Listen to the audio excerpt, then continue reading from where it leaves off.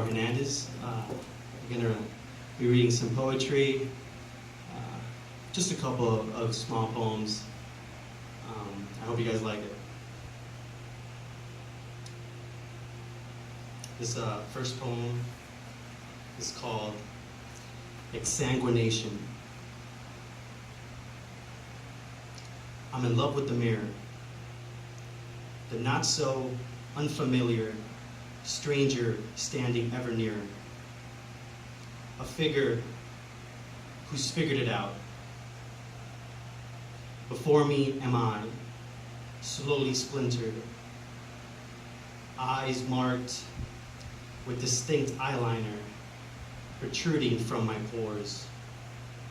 Every blink is invasive. Several beams of hair stretched out, piercing forth from my ribs. All the follicles of folly, all the allure of anomaly. Paramours prey on my reflection. I stare on in pure obsession. Every bite, a deep deflection, until my crystal cutout is nothing but lip gloss stains and exsanguination.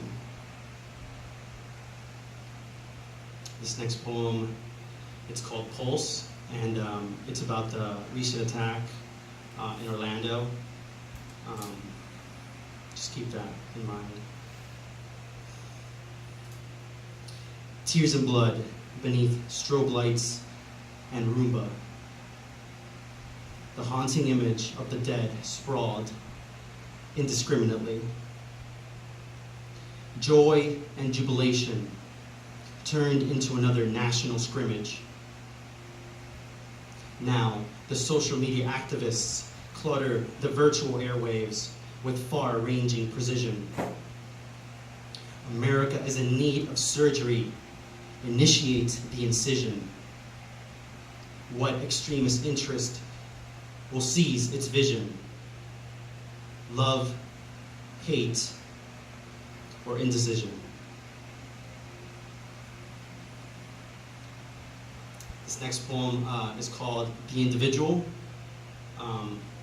There's two poems, and this is part one. Bred and born, a hunger for bread and corn. The empty dusk, the starving morn, belong to the individual. Propped and pruned, awaiting the 9-to-5 tide, as it opens up wide, down the hatch goes the individual.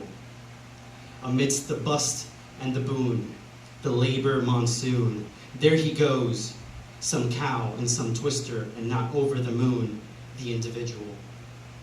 Now fed up and worn, a tired husk with eyes like storms. Is there a goal in that encircling scorn?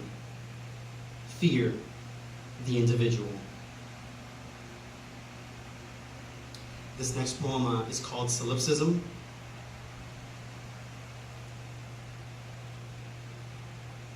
Sequestered by sequence, funneled through phase after phase, like an ant in a maze.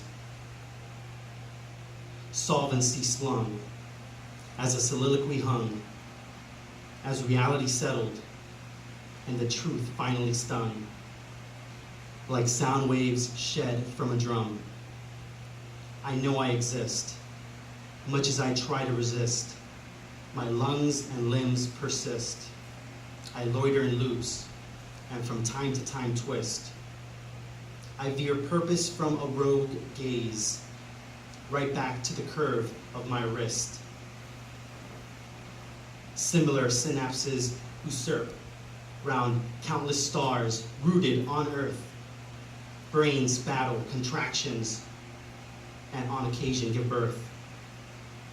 There's comfort in the dark, but existence insists.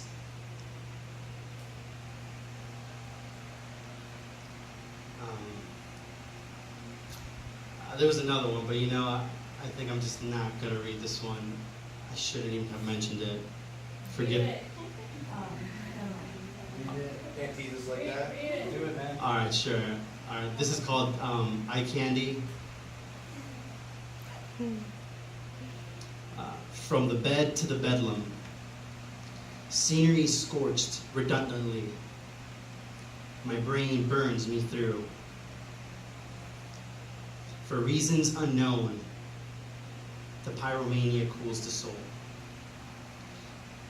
Silver pockets, their necks and wrists gleaming beacons in the seas of ash.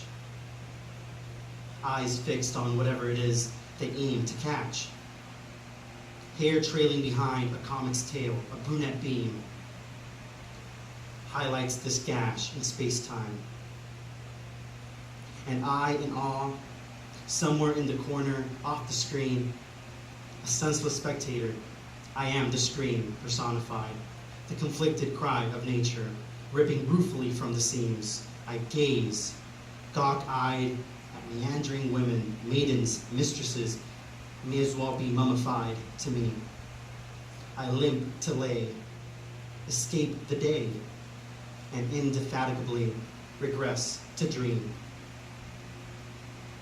All right. This is the second part of The Individual, which I mentioned earlier. A calm patch of space amidst the infinite brainstorm. Both the storm and the norm derive the individual. Not unlike the ambitious worm writhing about, a perpetual squirm. We too make the best of our physical form. Not unlike birds of prey, striving not to not starve another day. We consume and continue as long as we don't choke anyway. From nothing to something, raised up, behavioral imprinting and occasional bombardments. Pray a life event never raises your identity. But the turns, the twist, and pervasive trends are all eager winds, helpless to be harnessed by the individual. Similar in a vague, melancholic manner to the abrupt absence of a faint flicker from the depths of overarching darkness. A life extinguished can warp and bend, leave a gap that's impossible to mend.